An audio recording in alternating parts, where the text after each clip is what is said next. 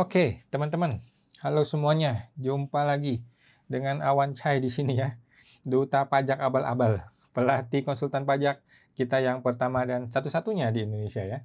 Kita live Instagram gratis teman-teman ya di channelnya Pajak Smart ini tiap hari Senin jam 8 malam. Dan seperti biasa teman-teman, gua perlu disclaimer di awal dulu teman-teman ya, bahwa semua yang gue sampaikan di video ini adalah pendapat pribadi gua 100% teman-teman ya.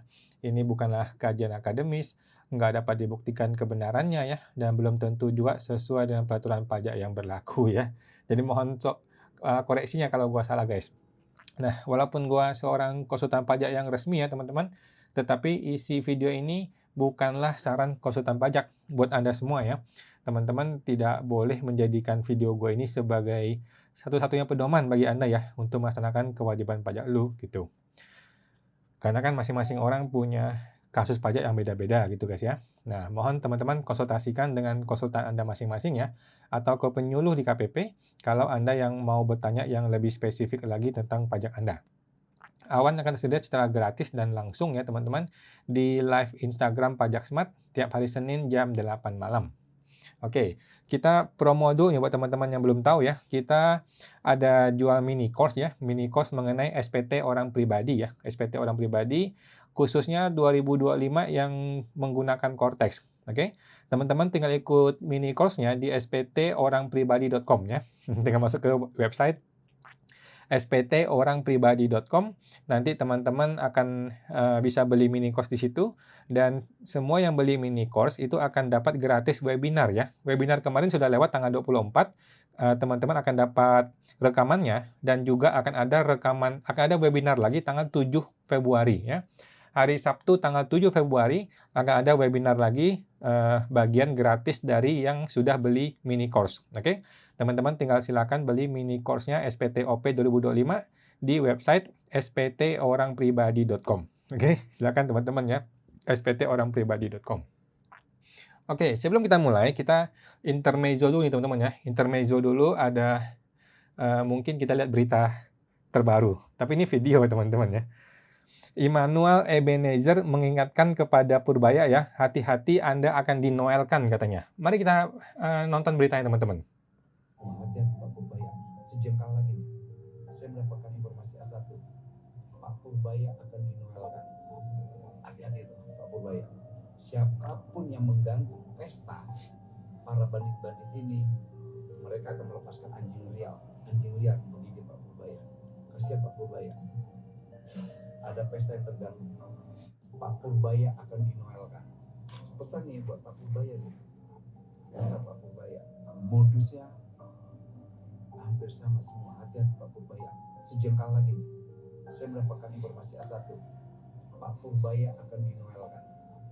Hati-hati itu Pak Purbaya.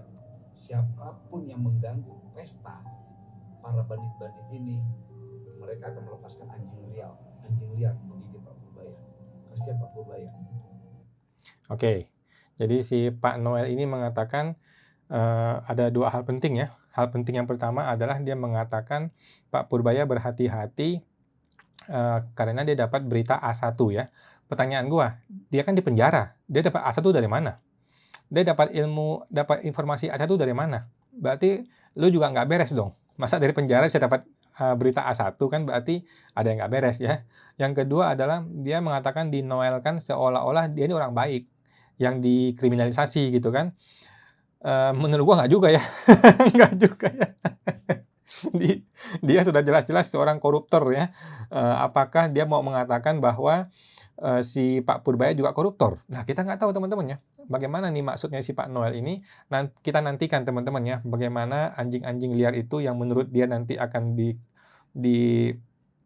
keluarkan untuk menggigit Pak Purbaya. Kita mau lihat bagaimana ya. Yang pasti gua bukan bagian dari anjing-anjing liar itu ya.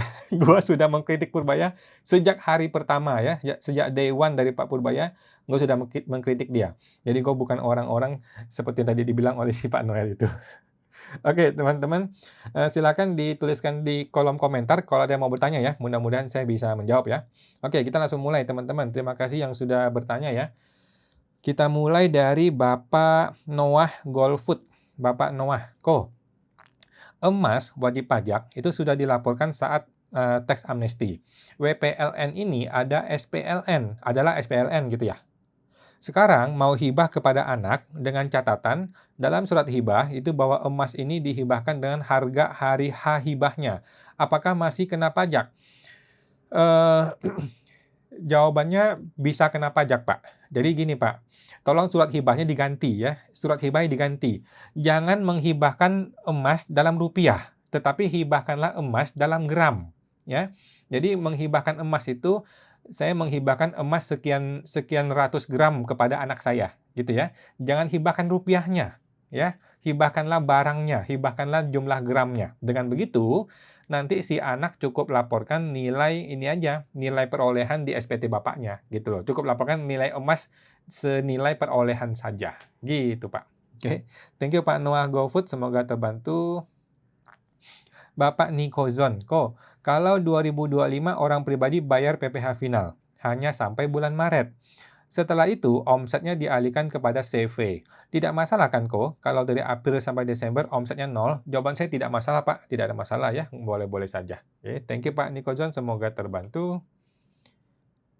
Ibu Febri Damayanti, Pak, kalau karyawan sekaligus pekerjaan bebas, di SPT pilih pekerjaan atau pekerjaan bebas? Pilihlah pekerja bebas, Bu ya. Jadi pilihlah yang lebih tinggi stratanya ya, yang lebih rumit. Nah, pilih itu. Jadi kalau dia karyawan plus pekerja bebas, maka KLU-nya adalah pekerja bebas. Kalau dia karyawan plus pengusaha UMKM, maka KLU-nya adalah pengusaha UMKM ini. Kalau dia pekerja sekaligus UMKM sekaligus pekerja bebas, maka pilihlah ya antara pekerja bebas atau UMKM ini boleh, gitu ya. Intinya jangan pilih pekerjaan kalau dia sudah ada usaha atau pekerja bebas. KLU-nya ya. Tetapi setahu gua KLU kan boleh 4 ya. Kalau KLU boleh 4 ya udah pilih aja 4-4-nya atau 3 gitu. Oke. Thank you Bu Febri Damayanti, semoga terbantu. Bapak Noah GoFood, harta yang diterima dari wasiat orang tua harusnya tidak kena pajak ya Pak? Jawabannya betul ya, yang namanya warisan tidak kena pajak. Tetapi kenapa AR masih bertanya, apakah pemberi harta sudah lapor SPT dan bayar pajak untuk harta yang diberikan? Ya karena dia punya hak untuk bertanya, gitu ya. Jadi nggak usah pusing. Kalau AR itu pertanyaannya ngaco, atau pertanyaannya kayak orang bodoh, ya biarin aja, biarin aja. Ibu tinggal bilang, saya tidak tahu, gitu loh. Saya tidak tahu bapak saya itu apakah sudah lapor, belum lapor, saya nggak tahu.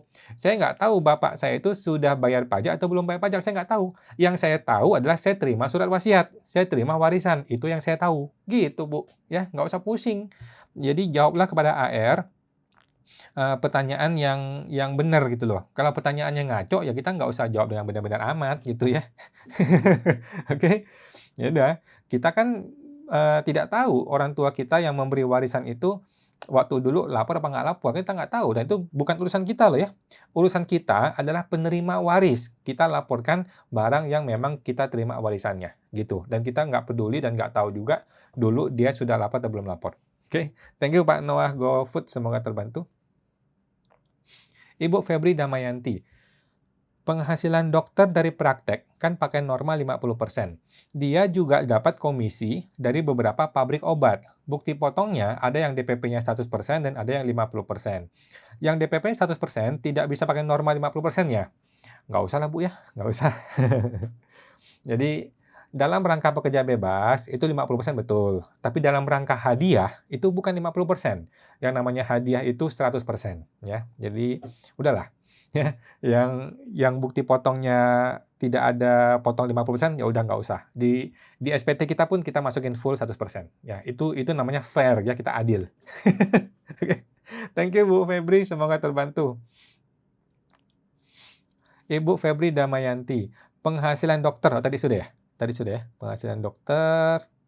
Ada lagi. Oh, tadi sudah ya. Dia dapat komisi dari beberapa pabrik obat. Komisi ini bolehkah digabung sebagai penghasilan dokter atau masuk ke penghasilan dalam negeri lainnya? Jawabannya penghasilan dalam negeri lainnya, Bu. Ya, bukan dalam rangka dokter. Itu kan dia bukan dibayar atas jasa dokter. Itu kan hadiah aja, hadiah. Oke, thank you Bu Febri, semoga terbantu. Bapak Nikozon, keuntungan jual emas di SPT itu masuknya di bagian mana? Masuknya di bagian penghasilan dalam negeri lainnya ya. Penghasilan dalam negeri lainnya ada satu kategori yang namanya keuntungan dari penjualan harta. ya, keuntungan dari pengalihan atau penjualan harta. Masuk ke situ. Keuntungan dari jual emas, keuntungan dari jual mobil gitu ya. Nah, tapi kalau jual saham ataupun jual rumah nggak usah masuk situ ya, gitu. Oke. Thank you Pak Nikozon, semoga terbantu. Bapak Vitalik Nakamoto. Malam Pak, malam Pak Vitalik Nakamoto. Kalau kita punya tabungan sejak 2020 dan sudah saya lapor sejak 2020. Tahun 2025 saya belikan reksadana, oke? Di SPT saya laporkannya bagaimana? Satu, reksadana didapat di 2025 dan hapus tabungan, itu betul, ya, betul. Jadi yang kita laporkan di bagian harta adalah kondisi tanggal 31 Desember 2025. Oke? Pada tanggal 31 Desember 2025, di malam hari itu, barang apa yang ada, barang apa yang nggak ada. Oke? Barang yang ada, Bapak lapor sebagai barang itu. Kalau sudah tidak ada, maka tidak usah. Gitu ya.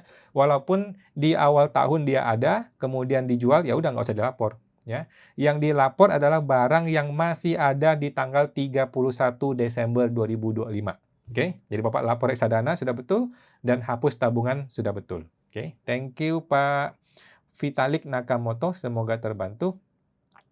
Ibu Febri Damayanti. Di bagian C, perhitungan pajak terhutang, ada pertanyaan. Apakah terdapat pengurang PPh terhutang? Contoh pengurangannya seperti apa, Pak? Oke, contohnya Ibu tinggal masuk ke formulir ya. Ibu tinggal masuk ke formulir, Ibu mungkin kalau mau boleh masuk ke website kita ya, gratis.sptorangpribadi.com. Di situ ada formulirnya ya. Yang namanya pengurang PPh terhutang itu ada di, coba gue cari dulu nih. Yang namanya pengurang PPh terhutang itu ada di lampiran berapa ya? Di lampiran 5.c ya. Di lampiran 5.c itu ada beberapa pilihan. Oke, ada dua pilihan. Kode 601 adalah fasilitas pembebasan atau pengurang PPh alias tax holiday. Yang 603 adalah pengurang PPh lainnya. Alias apa? Alias tidak usah diisi. Kita juga nggak tahu itu apaan ya. Nah, jadi yang namanya pengurang PPh terhutang tidak usah diisi. Karena nggak tahu itu barang apa. Kita kayaknya nggak pernah ya dapat tax holiday ya. Oke, gitu Bu Febri. Thank you, semoga terbantu. Ibu Febri Damayanti. Kalau suami istri pisah harta, uang yang didapat dari suami dilaporkan di mana di Kortex? Lapornya di SPT suami, Bu. Ya. Kalau dia pisah harta, berarti kan istri lapor masing-masing, si suami lapor masing-masing. Jadi uang yang didapat dari, maksudnya dari suami kasih ke istri ya? Oke. Uang istri yang didapat dari suami gitu ya. Jadi ketika suami kasih uang ke istri, di istri dilapor di penghasilan yang tidak termasuk objek pajak ya. Di kategori lainnya. Oke. Jadi ketika istri terima uang dari suami atau suami terima uang dari istri, lapor di kategori penghasilan yang tidak termasuk objek pajak di kategori lainnya. Di situ, Bu. Oke. Thank you Bu Febri Damayanti, semoga terbantu. Bapak Vitalik Nakamoto. Di SPT saya, laporkannya bagaimana? 1. Reksadana didapat 2025 dan hapus tabungan 2020 atau reksadana didapat 2020 dan hapus tabungan 2020. Yang pertama Bu yang pertama Pak ya. Reksadana dilapor 2025 dan yang tabungan dihapus. Itu yang betul.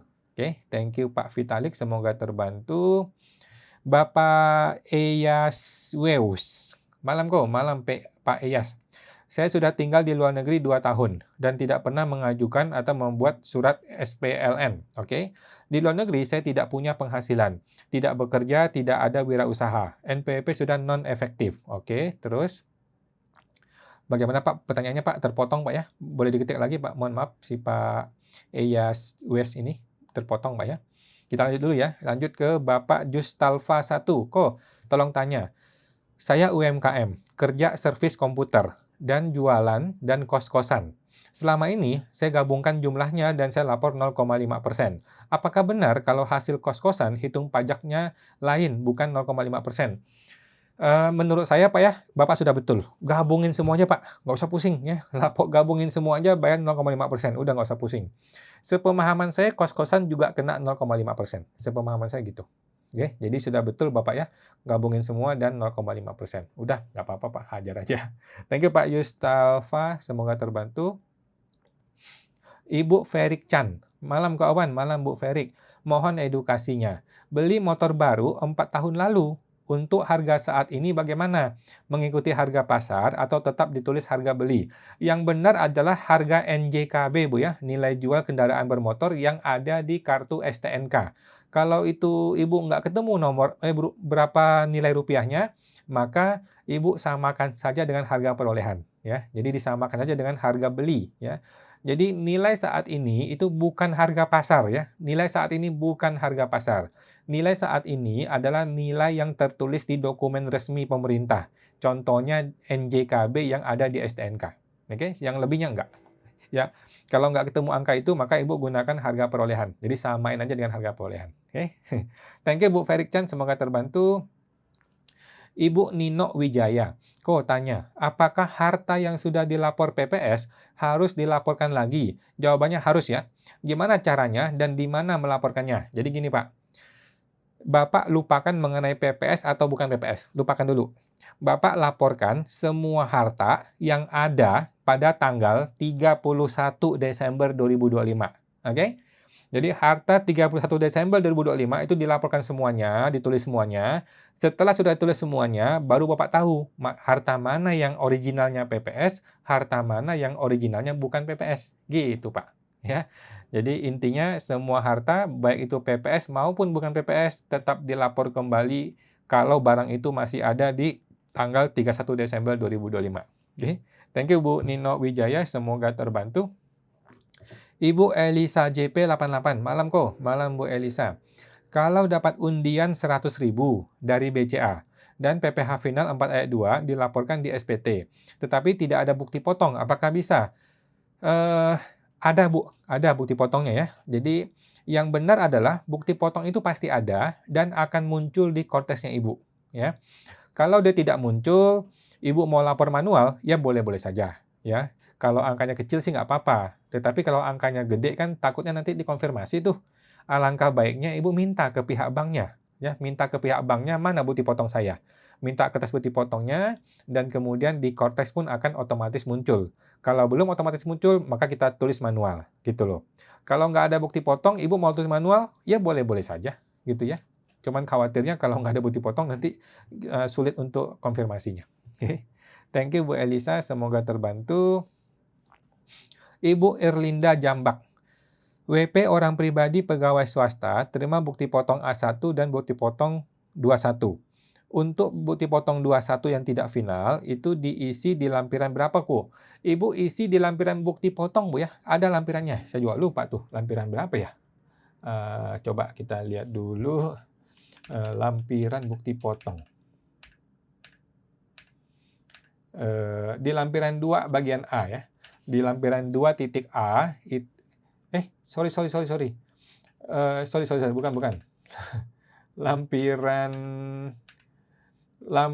1 titik E ya. Lampiran 1 titik E itu adalah daftar bukti potong atau pemungutan PPh. Nah, itu adalah semuanya, Bu. A1 maupun bukan A1 di situ lapornya, ya, bukti potongnya ya. Nah, sedangkan penghasilannya baru kepisah. Kalau penghasilan pekerjaan di bagian pekerjaan, penghasilan yang bukan pekerjaan larinya ke pekerja bebas, gitu Bu. Oke, thank you Bu Irlinda, semoga terbantu. Bapak Noah Golfood, PMK 112 2025 sama PMK 114 bisa jelasin kok? Waduh, mesti buka Google Pak ya. Mungkin Bapak buka Google aja, lebih pasti ya. PMK 112 dan 114. Tanya ke Google lebih tepat ya. Kalau saya juga takutnya salah. Karena saya juga belum baca sebenarnya di detail PMK-nya ya. Kalau enggak di Google ada. Thank you Pak Noah Golfood, semoga terbantu. Bapak Panjiwa, malam kawan, malam Pak Panji. Untuk 2026 ini, UMKM WP orang pribadi yang fasilitas 0,5%-nya udah lewat. Di 2026 ini gimana nasibnya kira-kira? Apakah nekat tetap dilanjutkan saja pakai fasilitas tersebut? Jawabannya iya ya, dilanjutkan sampai Desember 2029. Oke? Jadi sudah ada UUBP ya, UUBP pasal 1 ayat 1 ya, Undang-Undang Bacot Purbaya yang menyatakan bahwa PPh final diperpanjang sampai 2029. Jadi kita semua perpanjang sampai 2029 PPh final UMKM kita ya, berdasarkan UU BP pasal 1. Oke, thank you Pak Panji, semoga terbantu.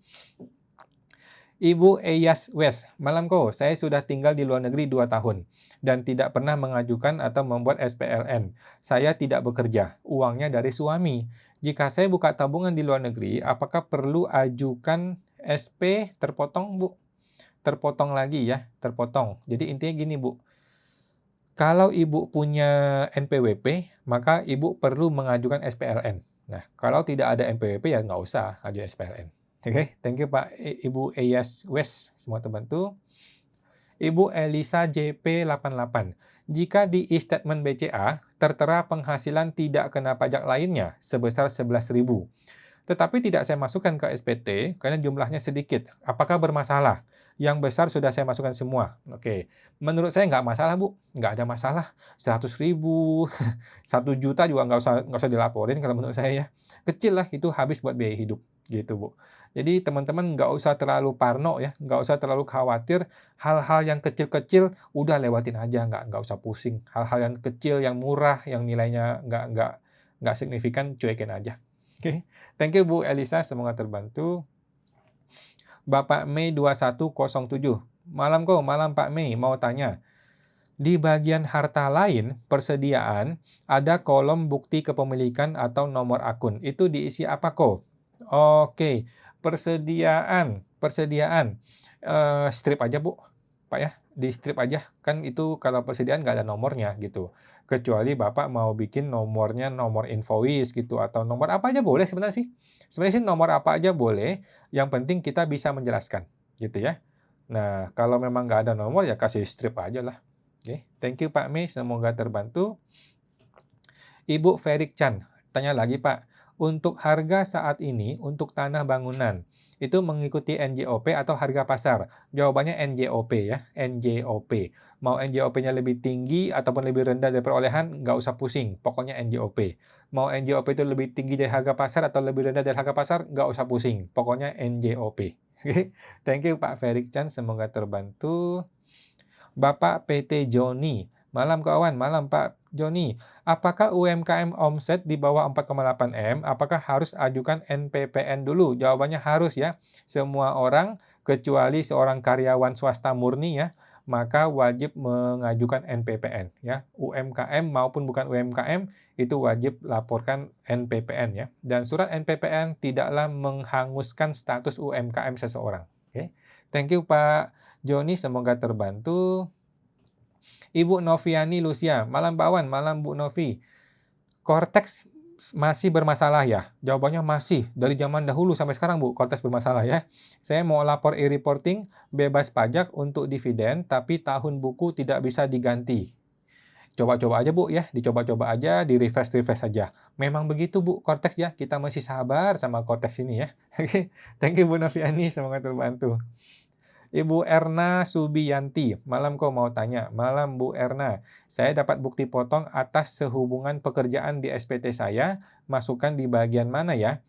Kalau pekerjaan, Ibu dapatnya A1 ya. Kalau bukti potong A1, maka Ibu laporkan penghasilannya di bagian penghasilan dari pekerjaan, bukti potongnya dilaporkan di lampiran 1.E ya, bukti potong.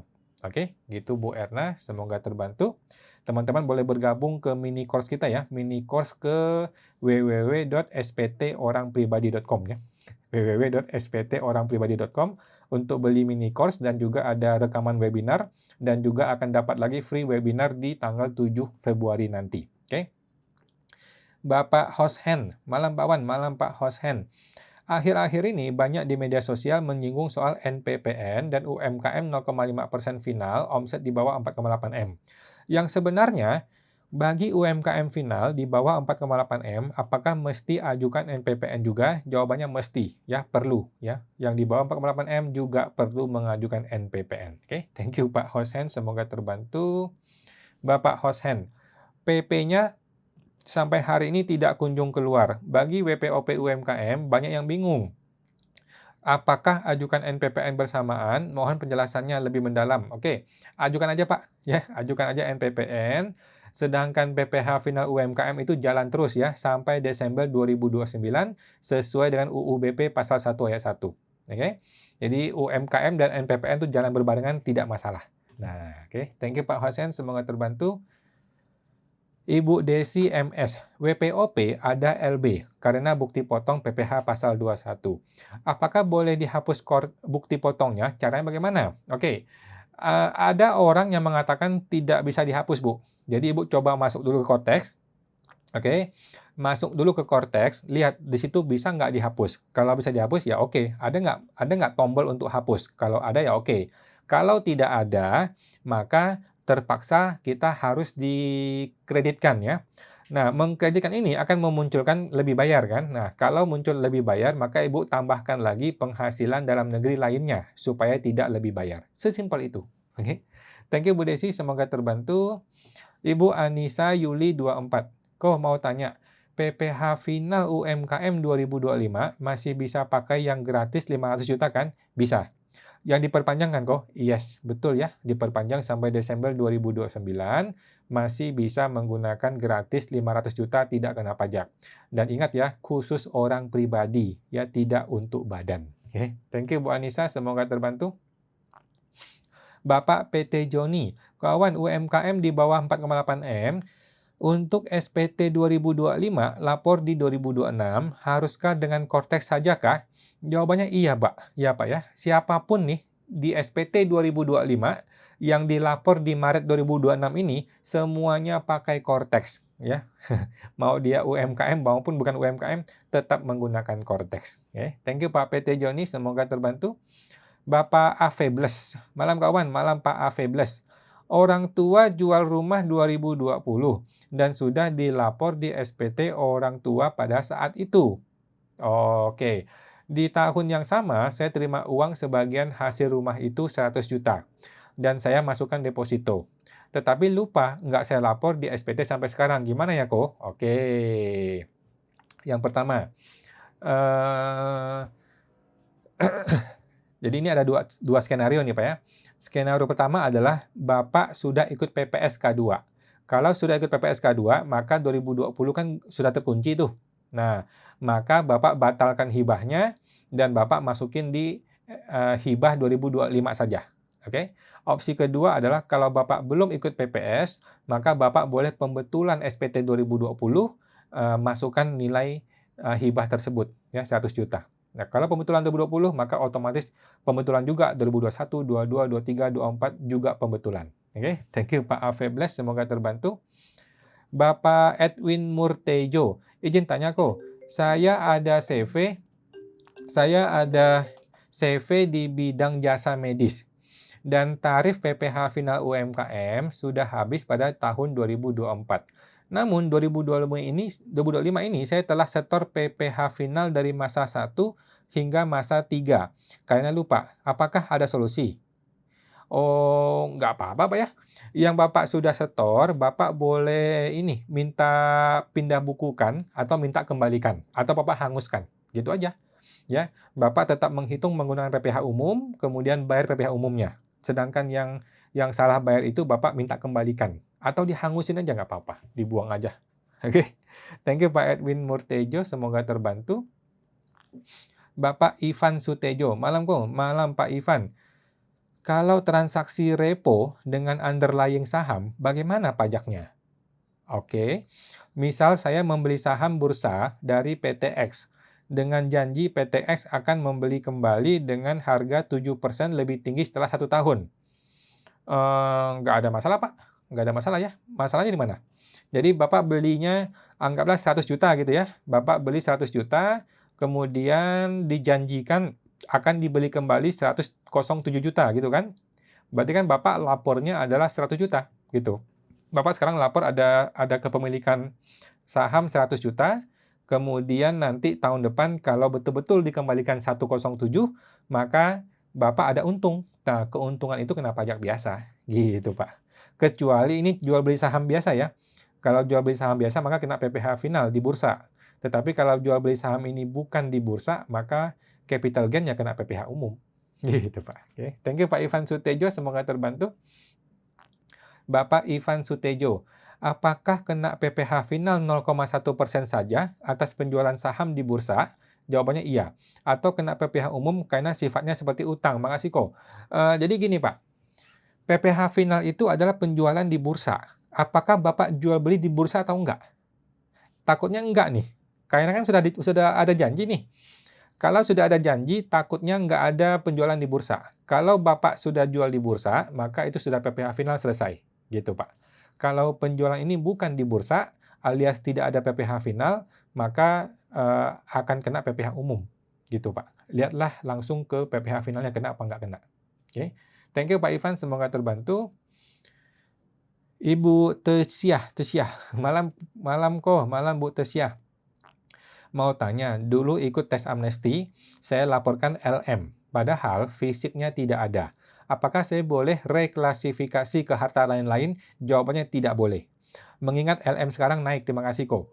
Tidak boleh ya. Jadi orang yang sudah lapor LM, logam mulia atau emas batangan, maka cuma ada dua opsi nih. Opsi pertama adalah emas itu dihilangkan dengan catatan itu fiktif. Cara kedua adalah emas itu tetap dilaporkan sebagai emas. Ya, nggak bisa dikonversi menjadi mobil, menjadi uang tunai, tabungan, nggak bisa. Begitu Ibu konversi menjadi uang, maka terjadi keuntungan, ada penjualan, ya, ada keuntungan, maka kena pajak.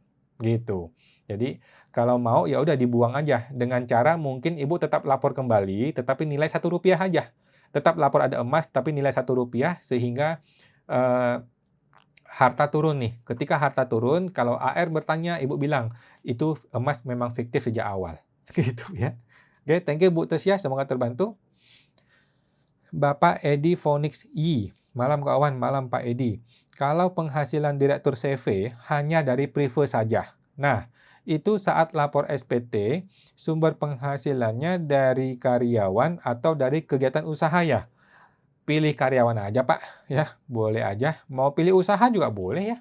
Ya bebas aja sih Pak. Kalau dia penghasilan murni dari CV, maka apapun pilihan dia nggak penting. Gitu. Karena nanti ini semua akan masuk ke penghasilan yang tidak kena pajak kan. Gitu sih Pak. Saya rasa bebas-bebas aja dia mau milih yang mana. Oke, thank you Pak Edi, semoga terbantu. Ibu Elisa JP 88. Kalau saya murni UMKM, tidak ada penghasilan lain nih selain dari usaha di toko. Mengapa saya masih wajib cetak NPPN?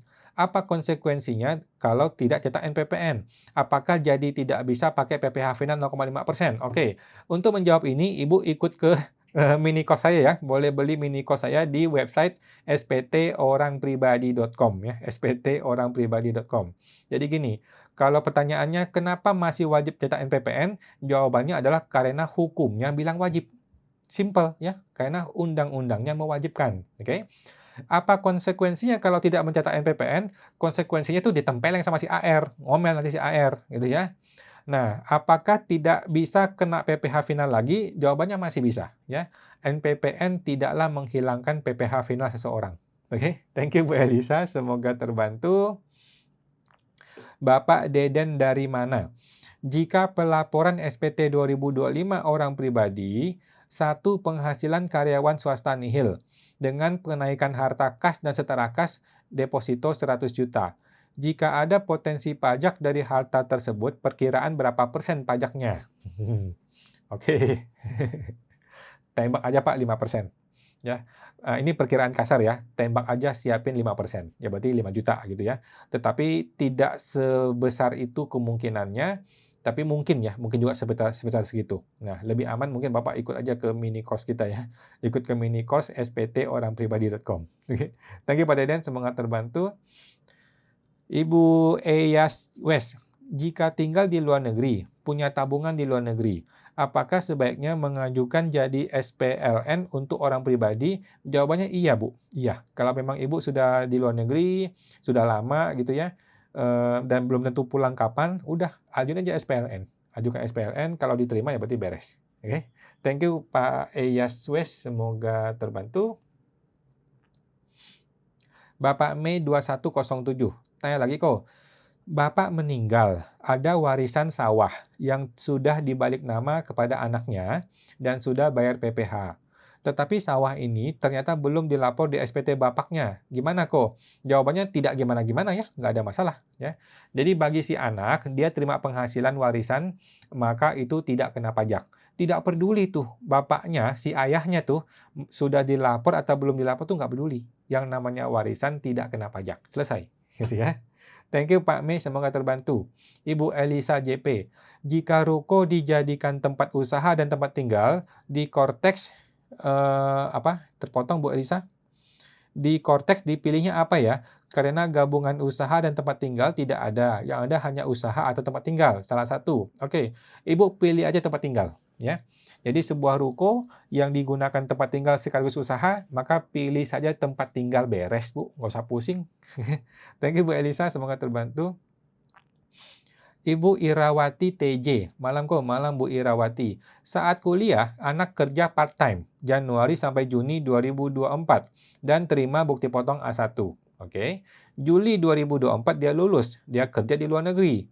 Belum buat NPWP. Jika dia kirim uang kepada saya dan adiknya yang kuliah, kira-kira 30 juta. Bagaimana di SPT saya? Oke. Oke, jadi gini, di SPT-nya si Ibu Irawati sebagai ibunya ya, maka ibu menerima penghasilan hibah namanya dari anak ya. Dan dia jangan kirim ke adiknya, dia langsung kirim ke ibunya aja, ke mamanya ya. Jadi si mamanya itu terima hibah dari anak 30 juta, kemudian si mamanya ini gunakan uang itu untuk kuliahnya anaknya yang lain. Gitu, oke? Jadi hibah saja Bu, hibah dari anak. Ya dia nggak punya MPP nggak apa-apa lah, dia di luar negeri kok. Oke, thank you Bu Ira, semoga terbantu. Bapak Panjiwa, sumber penghasilan pekerja bebas dan usaha UMKM. Laporan SPT di Kortes, apakah bisa digunakan NPPN untuk freelance dan UMKM 0,5% untuk usahanya? Jawabannya bisa, bisa banget ya. Satu orang boleh memiliki dua jenis penghasilan, boleh memiliki dua tarif pajak yang berbeda. Boleh-boleh saja. Oke, thank you Pak Panji, semoga terbantu. Ibu Irawati TJ, apakah ada dokumen perpajakan yang harus dia buat? Nggak ada Bu, bikin surat hibah aja dah kalau mau lebih aman. Bikin surat hibah bahwa saya memberikan hibah kepada mama saya sekian rupiah gitu. Kalau perlu di stempel bukti transfernya biar lebih nyaman lagi. Oke. Selanjutnya bagaimana status harta jika nanti dia pulang? Harta yang mana nih? Kan dia kasih ke ibu uang tunai kan? Uang kan ditransfer kan? Kalau ditransfer ya dilapor di SPT mamanya aja. Di mamanya lapor ada uang dari anak saya hibah. Gitu aja sih. Oke, thank you Bu Ira, semoga terbantu. Ibu Ferdianskun, Bapak ya. Belum setahun sudah mau dinoelkan nih kok. Ya Purbaya ini begitulah Purbaya ya. Thank you Pak Ferdi. Bapak Heri 84 kok mau tanya, kalau kita dapat dividen dari saham AAA misalnya, itu harus apa nih terpotong Pak Heri? Terpotong ya Pak Heri, coba diketik lagi, mohon maaf. Bapak Sahkawo, malam Pak Sahka mau tanya. Untuk lapor PPh 21 karyawan, istri bekerja dan punya usaha sendiri. Bagaimana kok statusnya PH apa MH dan apakah harus dibuat NE dulu? Tolong kok, terima kasih. Oke, jadi gini. Apakah si istri punya MPWP atau tidak? Oke, kalau istri punya MPWP, maka statusnya adalah MT, memilih terpisah. Oke. Kalau suami istri ini punya surat PH, surat pisah harta, maka pilihnya PH. Ya. Kalau tidak ada surat pisah harta, maka pilihnya MT. Oke. Apakah perlu dibuat NE? Boleh, tapi NE-nya nanti 2026 ya. Nah, untuk 2025 tetap lapor masing-masing, mandiri. Kemudian 2026 barulah mengajukan NE di istri. Itu boleh saja. Kalau istri sudah NE, maka semua penghasilan digabung ke suami. Dilapor di NPWP suami. Oke. Thank you Pak Saka, semoga terbantu. Ibu Irawati, di SPT saya ada emas, hadiah nikah random karatnya. Bagaimana menentukan nilai di SPT tahun ini? Dikira-kira aja Bu, dikira-kira aja ya. Nggak perlu sampai kita hitung berapa gram. Ya kalau emas perhiasan campur aduk, diperkirakan saja Bu. Thank you Bu Ira, semoga terbantu. Bapak Edi Fonix C. Kawan, udah coba isi Korteks bagian harta, misalnya asuransi. Kan diminta nomor NPWP asuransinya. Nah, kalau kita nggak tahu apakah bisa diisi kosong saja? Jawaban saya, jangan Pak. Bapak coba cari di Google, ya. Coba tanya Google, bisa kok dia tahu. Saya udah kontak pihak asuransi via email, oke? Tapi no respon dari pihak asuransi. Telepon aja Pak, telepon ke customer service ya, omel-omelin tuh customer service. Kamu kok bikin asuransi tapi nggak kasih saya NPWP, gitu. Bercanda Pak, bercanda ya. Bapak telepon aja ke customer service, tanyain nomor NPWP-nya. Karena saya mau lapor SPD tahunan gitu. Oke, thank you Pak Edi, semoga terbantu. Bapak Surik 28, malam Pak. Untuk pendapatan PPh final atas tabungan maupun deposito, kita tidak terima bukti potong. Bagaimana cara lapornya? Oke, yang pertama, kemungkinan besar itu sudah muncul di Cortex. Jadi Bapak tidak usah terima bukti potong pun nggak apa-apa. Oke. Yang kedua, kalau di Cortex tidak muncul, tetapi Bapak yakin ada bukti potong, Bapak coba telepon kepada pihak banknya, minta bukti potongnya, minta di email, kalau nggak di WA. Oke. Yang ketiga, kalau Bapak sudah minta WA atau email tapi tidak diberikan bukti potong, tetapi Bapak yakin ada angkanya, maka Bapak boleh isi manual. Langsung isi aja manual gitu ya. Tanpa bukti potong ya nggak apa-apa juga sebenarnya. Kan kita sudah yakin ada angkanya, pihak bank pun akan mengakui kalau memang itu ada. Oke. Jadi bukti potong itu kalau ada bagus, tetapi kalau nggak ada, ya tetap boleh kita input manual, karena kalau kita yakin angkanya. Oke. Thank you Pak Surik, semoga terbantu. Bapak Sahkako, kok nggak ada suaranya? Oh mohon maaf Pak ya, coba di refresh lagi, harusnya ada kok. Oke, thank you Pak Saka. Bapak Heri 88, kok mau tanya, kalau kita dapat dividen dari saham misalnya AAAA, itu harus dipakai beli saham lagi. Kalau dibiarin itu bakal kena 10%, betul? Iya, betul. Bukannya dulu aturannya bebas pajak hasil dividen, tidak langsung bebas Pak ya. Jadi tidak langsung bebas. Jadi dividen kita terima ada dua pilihan. Ini dividen mau dipakai untuk biaya hidup, itu boleh, kita bayar 10% PPh final. Atau ini dividen mau diinvestasikan kembali, maka dia bebas PPh dividen. Ya. Investasi itu maksudnya beli saham boleh, taruh di rekening tabungan boleh, beli deposito boleh, beli SBN boleh, gitu Pak. Ya. Dan ingat ya, harus dilaporkan di e-reporting investasi selama 3 kali berturut-turut. Oke, thank you Pak Heri, semoga terbantu. Ibu Tiomeri 7, malam kawan, malam Bu Tiomeri. Izin tanya, kalau penghasilan sewa dimasukkan di lampiran mana kok? Penghasilan sewa di bagian PPh final ya, di bagian penghasilan yang bersifat final. Cari Bu, cari lampirannya di situ ya. Oke. Thank you Bu Mary, semoga terbantu. Ibu Irlinda Jambak, WPOP UMKM ada bukti potong 21 dan BPPU tidak final. Diisi lampiran berapa kok? Apakah wajib dikreditkan bukti potong tidak final tersebut? Ibu mungkin kalau mau boleh gabung ke mini course kita ya, ke mini course kita di website yang namanya sptorangpribadi.com ya, www.sptorangpribadi.com. Jadi semua bukti potong itu perlu dilaporkan dan perlu dikreditkan. Oke, itu gampangnya ya. Semua bukti potong perlu dilaporkan dan dikreditkan, semua penghasilan perlu dihitung pajaknya. Oke, gitu sih Bu. Nah, pertanyaannya, apakah wajib dikreditkan? Seharusnya tidak wajib, seharusnya. Namun yang saya dengar, sistem Cortex itu mengunci supaya bukti potong wajib dikreditkan. Kalau dia kunci begitu, ya udah kita mesti isi penghasilan lain-lain supaya tidak terjadi lebih bayar. Oke, thank you Bu Irlinda, semoga terbantu. Ibu Febri Damayanti, Pak, yang dokter tadi dapat komisi misalnya 100 juta. DPP-nya 50%. Jadi saya masukkan berapa di penghasilan dalam negeri lainnya? Sorry Pak, sorry Bu. Kalau dia sudah kena DPP 50%, maka ini sudah bukan kategori dalam negeri lainnya. Ini adalah kategori pekerjaan bebas, ya. Jadi kalau di bukti potong dia sudah dapat kategori 50%, maka gunakanlah metode pekerjaan bebas, di mana dia dapat neto 50% pakai NPPN, gitu ya. Tetapi kalau bukti potongnya itu DPP-nya sudah 100%, maka barulah dia masuk ke penghasilan dalam negeri lainnya. Oke, thank you Bu Febri, semoga terbantu. Ibu Melvina, malam kok mau tanya, malam Bu Melvina. Untuk asuransi unit link tahun ini, lapornya bagaimana ya pengisiannya? Soalnya kan biasanya kita ambil nilai unit link di 31 Desember. Dan untuk preminya kita jadikan biaya. Oke, kalau menurut saya gini Pak, Bu Vina ya, menurut saya, Di SPT 2025, Bapak masukkan harga tahun lalu, di SPT tahun lalu ya, ditambah dengan nilai premi 2025. Gitu Pak, Bu ya. Harga tahun lalu, harga yang sudah kita lapor di tahun lalu di SPT, ditambahkan dengan nilai premi 2025. Jadi kita sudah tidak usah menghitung nilai tunai, langsung tambahin total preminya aja di tahun ini. Gitu. Oke, thank you Bu Vina, semoga terbantu. Bapak Eyas West, pertanyaan.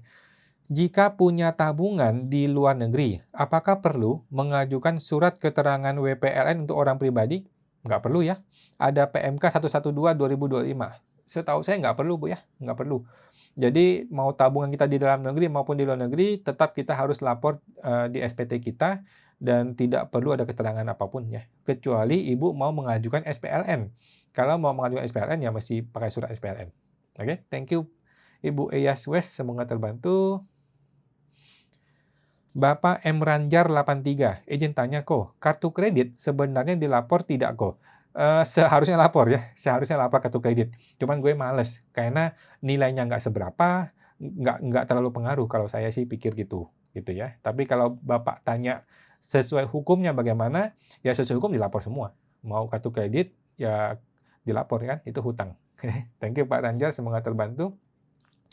Bapak I Setiawan, kok SPT sekarang lampirannya nggak bisa di-print ya? Jawabannya bisa ya, banyak kok formulirnya. Oh, maksud Bapak dari Cortex? Nggak bisa dari Cortex ya. Jadi makanya teman-teman bergabunglah ke mini course kita ya, mini course SPTOP. Teman-teman tinggal masuk ke website sptorangpribadi.com ya. Nanti kita ada ininya, ada formulir Google Sheet-nya. Ya, gunakanlah formulir Google Sheet, kemudian diisi di kertas kerjanya. Nah, setelah kertas kerja diisi, barulah kita input di Cortex. Ya, jadi detailnya itu ada di kertas kerja kita di internal.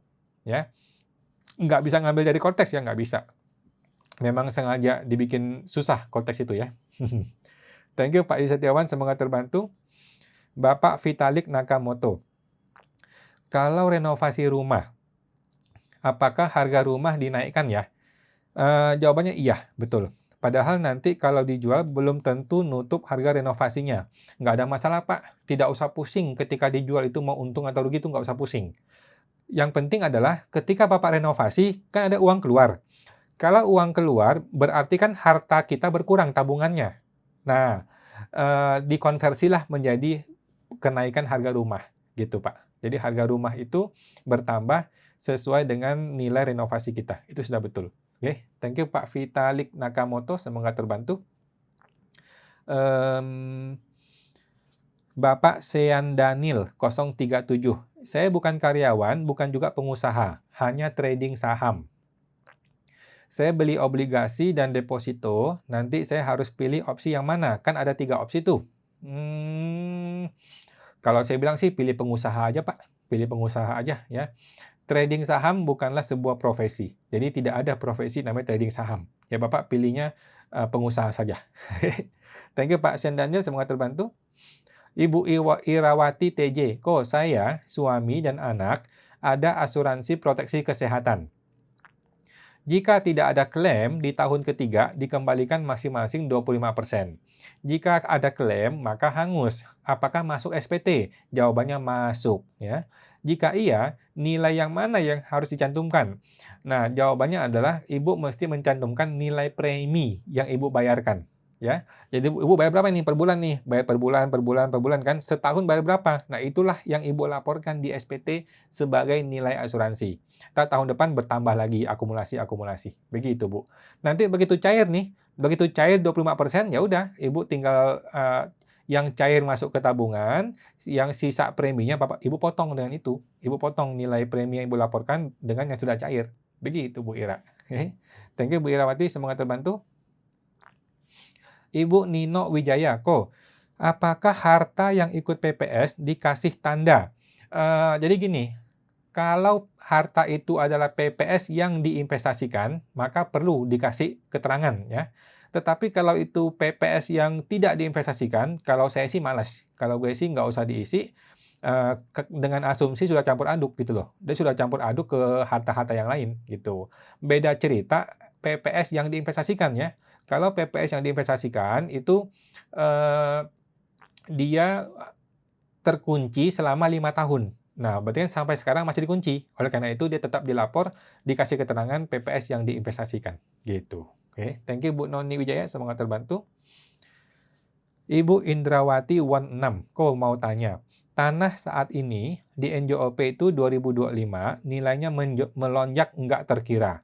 Padahal tanah bangunan di dalam gang dan harga pasaran di sana tidak sesuai NJOP PBB. Bagaimana? Apakah di SPT harus isinya tetap NJOP? Jawabannya iya.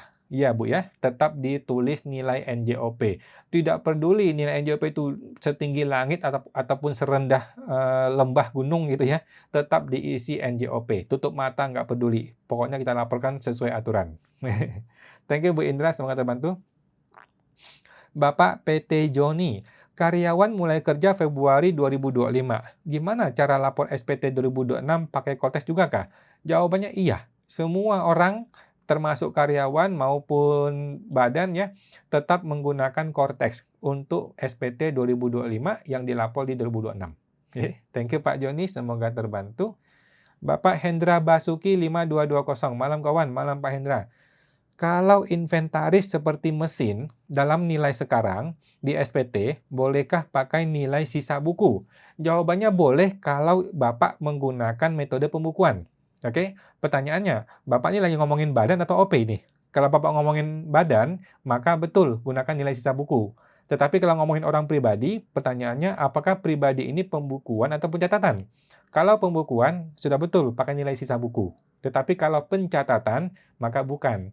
Kalau pencatatan sih, kalau saya lebih cenderung menggunakan nilai yang sama dengan nilai perolehan. Gitu, biar nggak pusing. Oke, Pak Hendra Basuki, thank you sama-sama, semua terbantu. Bapak Vitalik Nakamoto, kalau lapor dividen, apakah harus satu-satu tiap emiten, ataukah bisa digabung saja? Menurut aturan Pak, satu persatu, ya, menurut aturan. Tetapi kalau Bapak males ya, udah per ini aja, per sekuritas atau per broker, gitu. Jadi yang benar adalah per emiten ya, yang benar. Thank you Pak Vitalik Nakamoto, semoga terbantu. Bapak Vitalik Nakamoto, lapor reinvestasi dividen maksudnya? Iya, ya. Jadi lapornya satu persatu saham ya, kode saham. Bukannya gabung-gabungan. Tetapi banyak orang malas kan. Kalau malas ya udah gabungan aja. Bapak Vicky V, kok kalau misalnya sudah lama kerja di luar negeri lebih dari 1 tahun, NPWP sudah nonaktif. Untuk harta yang diperoleh dari penghasilan luar negeri, apakah perlu lapor juga? Oke, jadi gini Pak. Bapak tahu dari mana ini NPWP nonaktif? Kalau NPWP-nya memang betul-betul nonaktif atau non-efektif, maka nggak usah lapor lagi, selesai ya. Tetapi kalau Bapak ragu-ragu dan Bapak merasa nggak nyaman ya, maka supaya aman ya, lebih baik dilapor. Dilapor semua hartanya gitu, termasuk yang di luar negeri. Nah, ini akan menyebabkan potensi pajak dong. Nah, maka Bapak bisa mengajukan yang namanya surat SPLN. Kalau surat SPLN diterima, maka Bapak tidak usah bayar pajak atas penghasilan yang di luar negeri. Oke. Thank you Pak Vicky V, semoga terbantu. Bapak Justalva 1, malam kok, tanya lagi. Dari tahun 98, rumah orang tua saya sudah saya masukkan di SPT saya. Diberi keterangan rumah orang tua sampai sekarang. Dengan adanya Cortex, apakah ada perubahan laporan untuk rumah orang tua? Nggak ada Pak, nggak ada. Jadi rumah itu sudah betul, Bapak lapor di SPT-nya Bapak, dan tetap seperti itu. Sudah betul. Thank you Pak Justalva, semoga terbantu. Ibu Indrawati Won, mau tanya lagi kok. Jika PBB area kota Tangerang tidak dapat, mau lihat NJOP-nya gimana? Waduh, kalau Bapak nggak dapat, Ibu, ya, maka samakan saja dengan nilai perolehan. Beres, nggak usah pusing. Nanti kalau orang pajak panggil nih, kok Ibu nggak lapor NJOP sih? Ibu tanya aja, memangnya Ibu AR tahu berapa NJOP-nya? Kalau tahu, saya pembetulan nih. Saya aja nggak tahu gitu. Saya aja yang punya rumah nggak punya PBB-nya. Gitu, Bu ya. Thank you Bu Indra, semoga terbantu. Ibu Irlinda Jambak, WP UMKM yang terdaftar 2019, apakah juga diperpanjang sampai dengan 2029? Kok? Jawabannya iya, ya. Orang pribadi UMKM itu diperpanjang sampai Desember 2029 ya, sesuai dengan UU BP pasal 1 ayat 1. Oke, thank you Bu Irlinda, semoga terbantu. Ibu Desi MS, WP orang pribadi ada bukti potong pasal 21 dan jadinya lebih bayar. Apakah bisa bukti potong dihapus supaya tidak lebih bayar? Bagaimana caranya? Nah, Ibu coba langsung di konteks. Ibu coba langsung masuk ke konteks, di situ ada nggak tombol untuk hapus?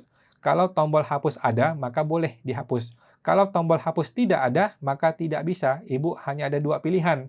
Biarkan LB kemudian minta dikembalikan, atau Ibu mesti paksakan SPT menjadi kurang bayar, yaitu dengan cara menambah penghasilan dalam negeri lainnya. Oke, thank you Bu Desi, semangat terbantu.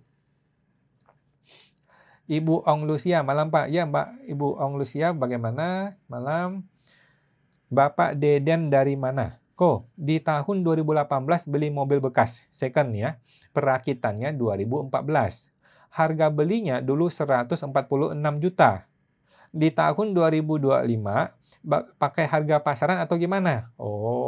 Gunakanlah harga perolehan Pak, samain aja. Jadi kalau saya ya, mobil dan motor saya akan tulis dengan harga yang sama dengan harga perolehan. Kalau saya ya, karena nggak jelas kalau motor mobil itu. Kalau Bapak mau pakai NJKB juga boleh ya, NJKB. Kalau masih ada NJKB-nya. Thank you Pak Deden, semua terbantu. Ibu Ong Lucia, mau tanya, NPPN 2026 paling lambat diajukan kapan? Jawabannya adalah tanggal 31 Maret 2026. Jadi sebaiknya ajukan sekarang. Ya, jangan tunggu sampai Maret. Thank you Bu Ong Lucia, semoga terbantu. Ibu Mira 4724, benar nggak pernyataan faktur pajak dibuat dalam 1 bulan? Bukankah total sales pada bulan tersebut karena ada faktur pajak uang muka dan pelunasan. Jadi hal yang beda total faktur pajak dengan total sales dalam 1 bulan. Nggak jelas nih Bu, bagaimana pertanyaannya? Jadi Ibu sudah betul. Faktur pajak uang muka itu dibikin ketika ada terima uang muka, itu betul ya. Ketika barang dikirim, maka Ibu terbit faktur pajak pelunasan. Gitu sih Bu, yang benar ya. Coba diketik lagi Bu, takutnya saya salah tangkap nih ya. Thank you Bu Mira, semoga terbantu. Ibu Melvina, kalau sudah tidak bayar premi lagi, untuk nilai saat ini harus isi apa ya? Nilai saat ini samakan dengan nilai perolehan Bu. Ya, kalau asuransi itu nilai perolehan adalah nilai premi, sedangkan nilai saat ini juga saya samakan dengan nilai premi. Jadi nggak usah pusing, nggak usah lagi berusaha mencari-cari nilai unit linknya berapa, nilai investasi berapa, nggak usah. Langsung nilai premi saja. Oke, thank you Bu Melvina, semoga terbantu. Ibu Irawati TJ, di SPT ada tanah SKGR, tanah kaplingan di pelosok, menggantikan punya teman 10 tahun yang lalu. Nilainya 6,6 juta. Lokasi tidak tahu di mana persisnya. Apakah masalah jika saya hapus aja dari SPT? Apakah lapor keuntungannya? Oke, menurut saya gini Pak, Ibu, kalau Ibu memang punya barang itu, walaupun lokasi nggak tahu persis, ya tetap dilapor, jangan dihapus gitu. Oke. Kecuali memang Ibu mau melepaskan barang itu ya. Kalau memang mau dilepaskan ya udah hapus gitu. Tapi kan Ibu masih punya nih SKGR-nya gitu. Apakah lapor keuntungannya? Pertanyaannya apakah Ibu jual? Kalau Ibu jual dapat keuntungan ya maka ada keuntungan dilapor gitu. Tetapi kan tanah bangunan kan seharusnya PPh final ya. Nah, oke. Thank you Bu Irawati, semoga terbantu. Ibu Ong Lucia, mau tanya, untuk perhiasan hadiah waktu nikahan, nilai perolehannya gimana? Dikira-kira aja Bu, dikira-kira aja ya, nggak usah terlalu pusing yang begitu-gituan ya. Kalau emas batangan, kita masih hitung berapa gram ya. Tapi kalau campur aduk gitu-gitu ya diperkira-kirain aja udah. Oke. Thank you Bu Ong Lucia, semoga terbantu. Ibu Mira 47, premi asuransi di SPTOP gimana treatmentnya? Treatmentnya adalah Ibu lapor senilai premi yang dibayarkan ya. Kalau Ibu bayarkan premi anggaplah 1 bulan 1 juta gitu. Berarti kan setahun 12 juta. Ya udah, nilai asuransi adalah 12 juta. Tahun depan 24 juta, terus 36, begitu seterusnya. Oke. Thank you Bu Mira, semoga terbantu. Bapak Engdi Yerdi, malam kawan.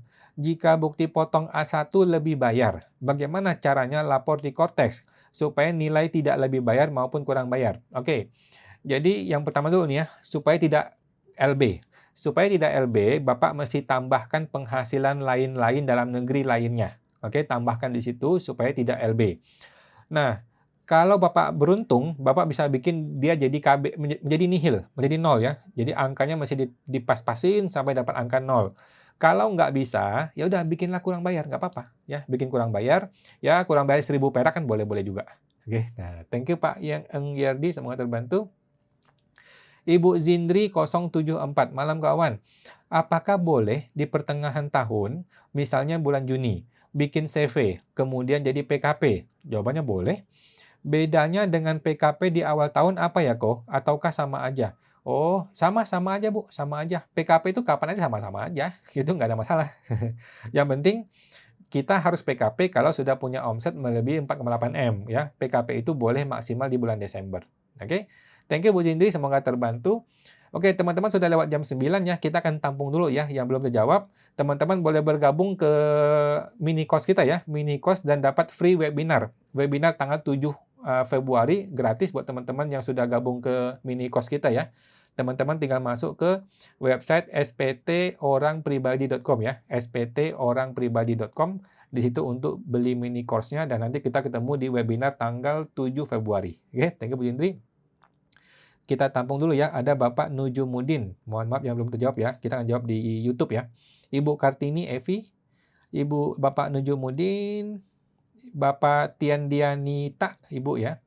Bapak Nujumuddin, Bapak Sahkawo, kemudian Ibu Hoshen, Bapak Hoshen, Ibu Anissa Yuli, kemudian Bapak Milkan RX King, Ibu Vicky V, Bapak Bugatti 188, Bapak Nujumuddin, Bapak Bugatti 188, Ibu Zindri 074, Bapak Mei 21, Ibu Kartini Evi, oke, Ibu Dastana Diafare, Bapak Demone, Ibu Utik Cingweng, Bapak Wena Aling, Bapak Hendra Basuki, Bapak Christopher Chandra, Bapak Deden dari mana, Ibu Irawati, Bapak Christopher, Ibu Heni Gun, Ibu Anissa Yuli, Ibu Siang, Bapak Demone, Ibu Irawati, Bapak PT Joni, Bapak Yetir Tajaya, Ibu Tiandianita, oke, ada Ibu Meli Halim, ada Bapak Sahkawo, Ibu Meli Halim, Bapak Arta Widiasari, Ibu ya, Ibu Meli Halim, Bapak Ferik Chan, Ibu Mira 47, kemudian Ibu Mr. 5 Tanil, kemudian Bapak Saka, Ibu Irawati. Oke, thank you teman-teman semua ya. Mohon maaf yang belum terjawab, kita akan jawab di YouTube ya. Kita teman-teman masih ada webinar, silakan gabung lagi ke mini course kita dan ada gratis webinar di tanggal 7 Februari ya. Teman-teman tinggal beli mini course di website yang namanya sptorangpribadi.com ya. Gabungin semua sptorangpribadi.com untuk beli mini course-nya dan gratis webinar tanggal 7 Februari buat teman-teman semua. Oke teman-teman semua, makasih semuanya, makasih malam semua. Jumpa lagi di hari Senin depan jam 8 malam. Mari semua.